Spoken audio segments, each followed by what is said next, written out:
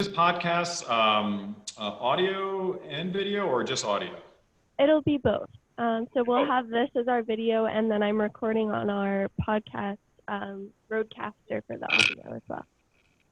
okay. Yeah, we're trying to make this an actual fellowship.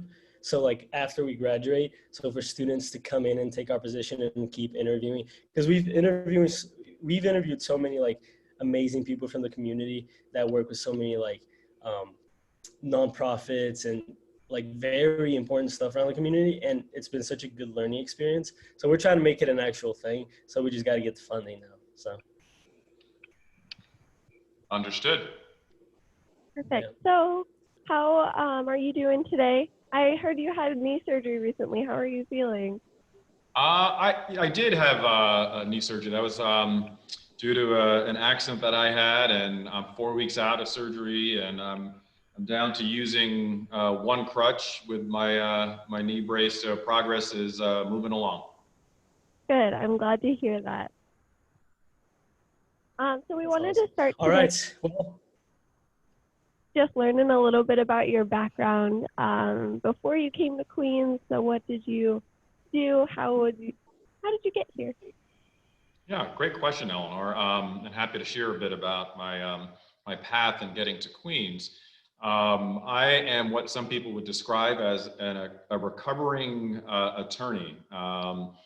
After my undergraduate experience, I went on to law school, and then I practiced law in New York City for 9 years, doing intellectual property licensing and different transactions in the entertainment business. And about 18 years ago, I kind of took a big leap of faith, and my family, we moved from New York back to where my alma mater for undergrad is located in Northfield, Minnesota. And I got into higher education. And over the past 18 years, I've worked in enrollment and fundraising roles at Carleton College in Minnesota. I was the VP and Dean of Admissions and Financial Aid at Franklin and Marshall College. And before coming to Charlotte, I was the Vice President for College Advancement at Colby College, and that was up in Waterville, Maine. So we've done a lot of cold weather territories, and we finally wisened up and realized you don't have to shovel snow for 6 months. And we came down to Charlotte, and I've been enjoying being the president of Queens University of Charlotte, and I've been here for 2.5 years. That's amazing. I get that feeling. I grew up in Indiana, so it's a bit of a change coming down here. Yeah, where in Indiana? About Warsaw, it's kind of 2 hours north of Indy and 45 minutes east of Fort Wayne. Oh, okay, yeah. I kind of have triangulated where that is. Yeah, so small town, but I loved it. I missed the snow and the Christmas season over there. It's definitely a change. Yeah, it'd be nice to get a dusting here in Charlotte. I definitely don't want any significant amounts, but last year was strange not to get any. Not to even have a minute speck of snow. yeah.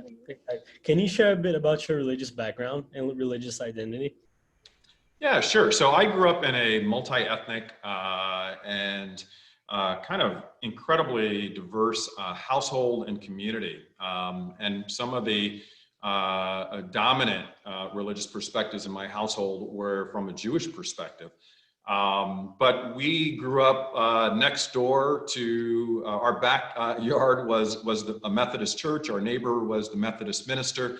And our community had people from all kinds of faiths. And that was a wonderful introduction to the world for me in Amityville, Long Island.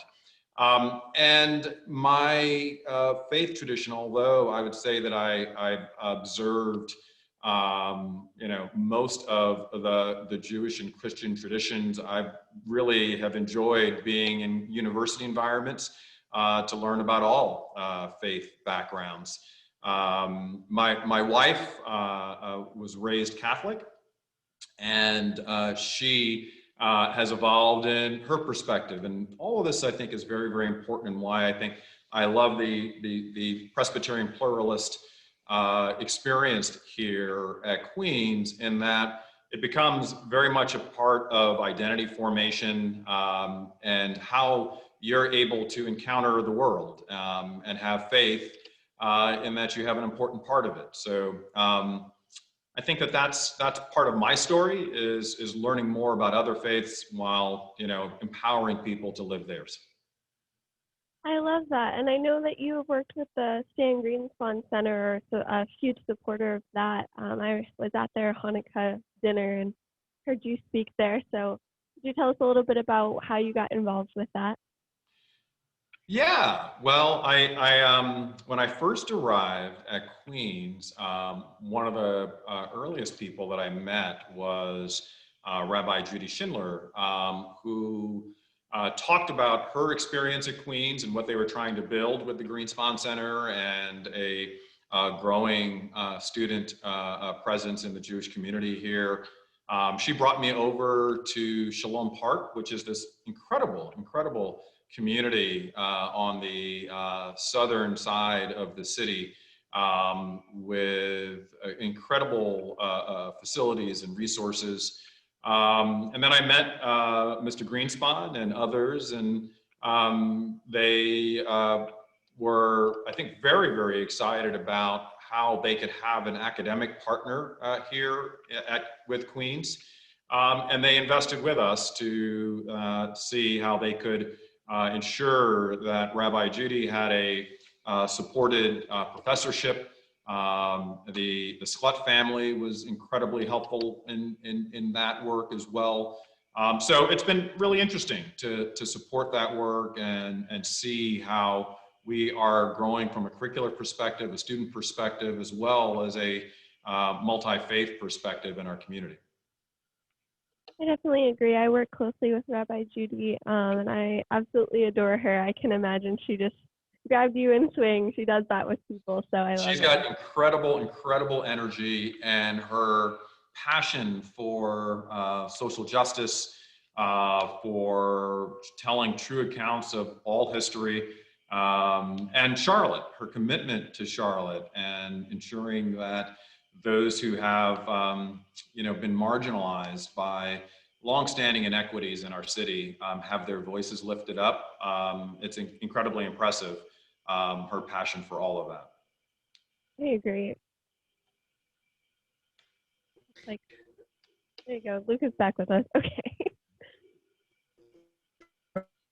Uh-oh, the Wi-Fi in Rio is a little slow.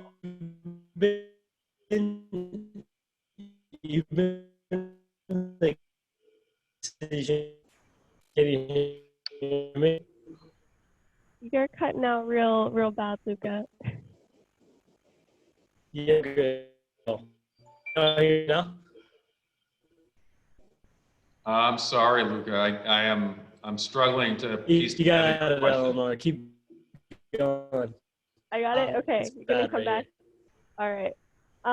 So looking at how your diverse religious background has impacted you, how has it shaped how you approach your position outside, I mean, just the academic sense, but also in the community, because I know that you are a really important community leader. Well, I would say that it has influenced me on a number of levels. One, I think that the tenets of the faith traditions that I've observed, I've been involved with, have definitely steered the direction of my life and career. Not that that's the only way you could be motivated to live a just life, but it provides a true north of how to treat people and how to a certain amount of generosity and kindness, and how to care for those that need the most support. It's part of the reason why I'm a recovering attorney. I didn't feel enough of a purpose that aligned with doing good things on the planet in my previous career. And higher ed has given me that forum to wake up in the morning and feel like I'm doing things that benefit society and benefit people. It's not hard for me to figure that out. And it definitely has encouraged me to when I think of world challenges in history, the misinformation, the marginalization of folks who have different religious perspectives and faith are so easily manipulated that I think our pursuit of having a community that lifts up all backgrounds of faith is incredibly important. So we can I don't know, destigmatize, so we can lessen the amount of ignorance and fear that gets generated from ignorance. I think that's really a big part of what a great education should be about, and it's a big part of the role that we should serve in this community for Charlotte and for our students. I completely agree. I feel like that's one of the main things I love about Queens is because when I came here, I immediately was swept in by Joey and Rabbi Judy to learn about all of these different beautiful religious and cultural differences and diversities. And I absolutely love it. I love being able to embrace different cultures than mine and understand them a little bit more. Well, Eleanor, I love hearing that because that's unfortunately, and you probably know this from your own experience, that not all students seek that out, right? Not all students are willing to you know, challenge themselves, right? Challenge their own beliefs, to learn about others. There's a deep comfort in people sticking to themselves and sticking to the things that they know. So I appreciate that you're getting the full experience here at Queens by stepping out in that way. And Luca, your video is moving well, so it sounds like whatever you did, you're fluid again. I didn't do anything. It just pops in and out here. But so you were the kind of guy that made all the decisions about COVID. That's what we heard anyways as students. So how hard was it to make those decisions to go online, to make all those COVID requirements, like the COVID-19 vaccine mandate? How hard was it to do that when most other colleges had class, most other colleges let students back in? Yeah, you know, I think for one, I wasn't alone, and you know, we back in March 2020 created a response task force, the COVID task force, to spend a lot of time analyzing as much data as possible. The senior leadership team started literally meeting multiple times a week for hours and hours and hours. And the board was closely involved. And not too deep into the pandemic, we created a partnership with Novant Health here in Charlotte, one of the preeminent hospital providers in the Carolinas region. So there are a lot of folks. It sure as heck was not just me making these calls. And at every moment where there was a choice to be made, we got information from the broadest resources that we could, and together we pooled our best thinking and challenged ourselves to think of all of the alternatives and made the best answer that we could. One thing that I would say is that we made clear from back in March 2020 that our answers would be founded in the prioritization of health and safety. Our number one concern was in keeping our community healthy and safe. And one of the things that we noticed is that when people talked about college and university environments, they only talked about students. They didn't talk about the hundreds of faculty and staff, right, who aren't 18 to 23 and may bring a myriad of health challenges to work with them. And so when we said for the best of the health and safety of our community, we actually meant everyone. We didn't only mean students. And we, again, used the best public health and medical information that we could get. We got the best advice that we could, and we, at every juncture, made a decision that was in line with that advice. So, you know, there wasn't any roll in the dice. You know, we had great metrics, things that we needed to achieve before we would say, yes, we'd be in person, or no, we'd be virtual. And that's what we've done for nearly the past, goodness gracious, it's approaching, you know, 1 year and 3 quarters that we've been in this crisis. I admire that because it definitely works. You kept the faculty and staff and students all safe. And so I admire that and the dedication that the team had to working on making those hard decisions because it was hard to say, no, we're not going to have students on campus. So, Yeah, I mean, it was very, very hard because it's not, you know, we didn't, there's sometimes a sense of the administration, you know, is just trying to be difficult. We actually, at every turn, would have loved to have the full experience, to have the full revenue experience. Everything that we did was challenging in that there were plenty of motivations that if we elevated could have, you know, forced us to make other decisions. At the end of the day, and we're still not out of this, right? We're still dealing with waves of new variants. We believe that keeping a minimal number of students, faculty, and staff coming down with COVID is very, very important. I look at other institutions, and I won't name them, but there are other institutions that have had 30, 40% of their student bodies that have come down with COVID. And sure, you know, they didn't go to a hospital, but the data around what's going on with long COVID is developing and concerning. And to the extent that we've, you know, mitigated that pretty substantially, we haven't had a student, I think on Friday, we sent one student into isolation, but that was the first student that we had in isolation or quarantine since October. Right? I mean, since October. And that's not what's going on at a lot of campuses that have been more lenient, right, with their approach.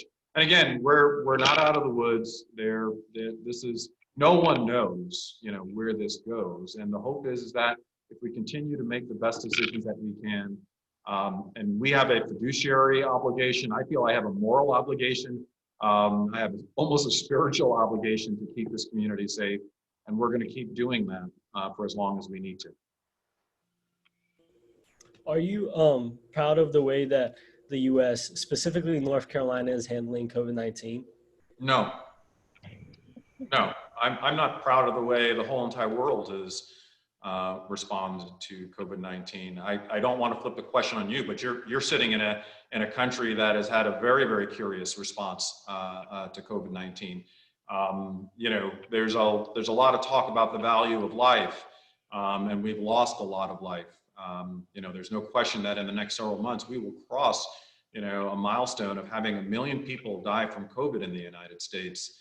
And you know, since the implementation and availability of vaccinations, we've had hundreds of thousands of people that have died that shouldn't have. So I take no pride in that response. Of course, there are important balances that we need to have with quality of life, with the freedom to enjoy life. You know, but I don't, and I'm assuming you'll get to these questions. Quality of life has been achieved with the help of public health and science for a long time. We've mitigated other concerns through using public health and vaccines and other mitigations for a long time. And the fact that we haven't done that quickly enough, or seriously enough, and that hundreds of thousands of people have passed as a result, I just find that deeply, deeply concerning. I definitely agree. Have you noticed any change in your perspective as a person, as a leader in the school? Has your position changed or perspective changed when dealing with public health issues? No, I think I've tried to be very, very consistent. You know, prior to this, you know, I'm from an era where you got the big booster shot. I still can see, you don't even know what that is. Like I can point to something on my arm and you'd be like, what is that? Well, that was to keep, public safe. And, my mom actually didn't do a lot of internet research in the 1960s because there was no internet. There was no Facebook to have someone, touting off what they seem to know better than the scientists. I think that we've been very, very consistent in how we've been leading the institution. What seems to be our biggest concern locally regionally and nationally, is the politicization, right, of public health. These are not, unfortunately, they should not be political issues. But you know, everything seems to be inseparable from politics these days. And politics has, you know, created an atmosphere where it is tolerable. It seems like it is tolerable to have our hospital systems overloaded, to have people that need routine treatment not get access to the healthcare that they need and deserve, and to have, again, hundreds of thousands of people die from something that, since the implementation of vaccines, should be, you know, moving down to a minimal level. Yeah, it's really interesting to see, especially me being here in Brazil. The president's very against the vaccine. He's very against COVID. He's still not vaccinated, but the people enforce it more than the government. I went outside today and 70% of people are wearing masks outside, you know? Like the public is coming together more than the government is forcing them to. And I think that's the contrast between here and there in the US, where the government is trying to impose it more than the people. It's like very interesting to see. But yeah, I think how it became a political issue in America, that's where we went wrong, and that's where a lot of people get their hesitancy, I think. Yeah, unfortunately, and we can't lose faith. I love the initiatives that we've been involved with, and perhaps you've been involved with, to talk to people, you know, at different levels of ways that they can hear and understand, and from multiple voices, to be a countervailing factual resource about what the real data is, and what the real medical advice should be. And I'm proud that Queens has stood with that, and our faith community has been a leader out there in the Charlotte community to educate people, because it's difficult. I'm not mad at people. Our tools, the media tools today, are just so powerful, and you know, as we now know, algorithmically are incentivized to promote misinformation, right? So the sane voices of truth and science are oftentimes in deep competition, right, with much more well-resourced voices of misinformation. And that's new, right? I mean, that is new in that everyone kind of, if they want to, can stay in their own echo chamber of misinformation. So I know that team pulled together not only to make the decision to go virtual and to protect us, but also to mandate vaccines on campus. How did you guys get to that decision? What thoughts were running around in your heads when you made that choice? Well, we were, again, listening to the folks that were on the front line of the pandemic and the science that was going on. Through our partnership with Novant Health, we had access to, you know, epidemiologists, folks like Dr. Berger on their team, and we met, you know, multiple times a week. We also had, because of different connections into pharmaceutical companies, into the CDC, the U.S. Department of Education was sharing as much information as possible.